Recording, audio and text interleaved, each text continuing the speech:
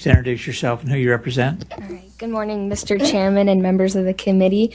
My name is Sophia Gregg, and I represent myself.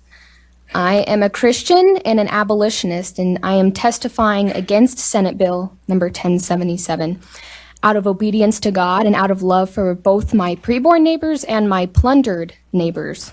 Regarding my plundered neighbors, I want to expose the idea of the state government funding crisis pregnancy centers for what it truly is: socialism.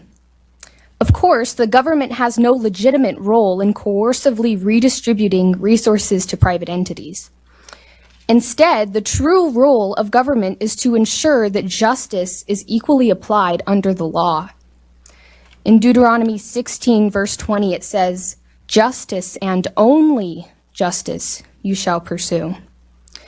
Instead of providing equal justice for the preborn, S 1077 retains that mothers have legal immunity to murder their preborn children. Instead of providing equal justice for the preborn, S 1077 continues to require law enforcement to be involved in providing paperwork in order for certain babies to be murdered.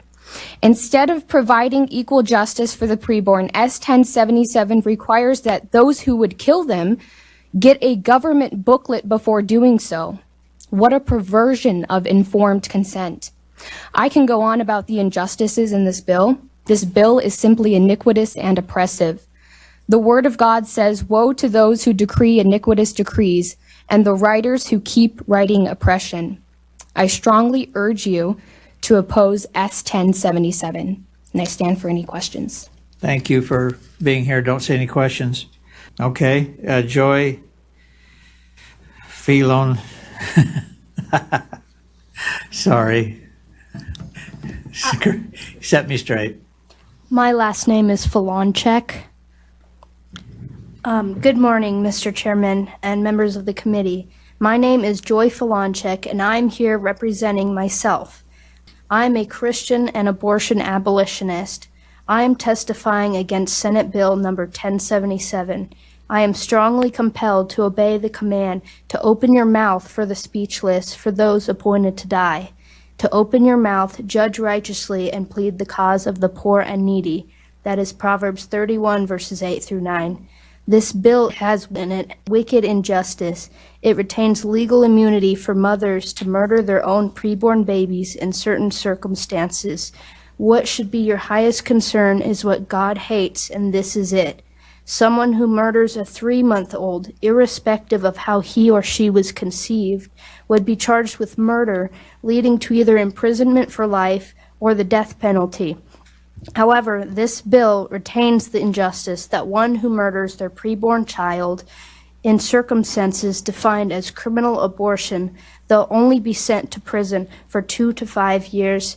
It is clear there is partiality in this. The preborn humans are not being treated the same as born humans. The intrinsic value that human beings have is not something that they can possibly grow into or something they can possess merely depending on the circumstances by which they were conceived. Their worth comes from the simple fact that they were made in the image of God. Attempting to merely limit the amount of baby murders by funding pregnancy crisis centers instead of establishing equal protection and equal justice in the law for the preborn is very wrong. It can never be a substitute for justice. May I ask you the very thing asked in Psalm 82, verse 2. How long will you judge unjustly and show partiality to the wicked?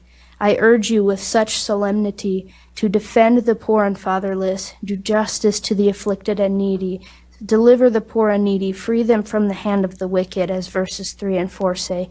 I pray the Lord may impress upon you to reject Bill number 1077.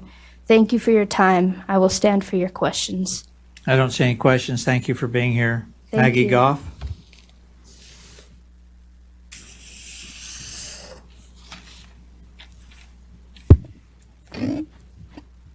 Welcome.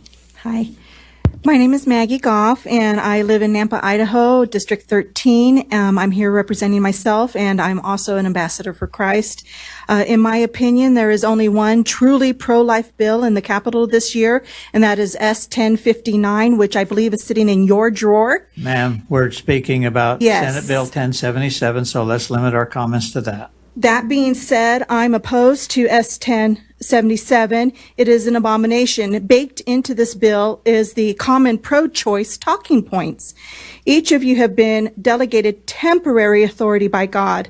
That authority gives you not the right to grant permission to other humans to murder other humans.